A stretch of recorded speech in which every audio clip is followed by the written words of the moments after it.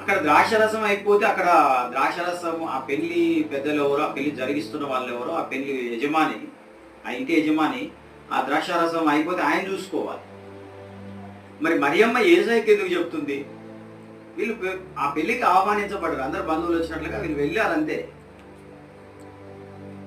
ఈ ఆహ్వానించబడిన యేసయ్యకు వాళ్ళ అమ్మ ఎందుకు చెప్తుంది అక్కడ ద్రాక్షరసం అయిపోయిందనే సంగతి అని నేను ఆలోచించినప్పుడు నాకు అర్థమైంది ఏంటంటే, ఆమె యెరూషలేములోనే చూసింది యేసయ్యను, బాలుడుగా ఉన్నప్పుడే చూసింది యేసయ్య యొక్క ఆ గొప్పతనము, లేకపోతే ఆయన ప్రత్యేకమైన వాడు, ఆయన యొక్క సంకల్పాన్ని బట్టి నా కడుపులో ఈయన పుట్టిన, నా ద్వారా ఈ భూమి మీదకి వచ్చిన, ఈయన ప్రత్యేకంగా జన్మించిన వాడు, ఈయన ఒక కారణ జన్ముడు అనే సంగతి మరియమ్మకు తెలిసింది, ఎప్పుడో తెలిసింది.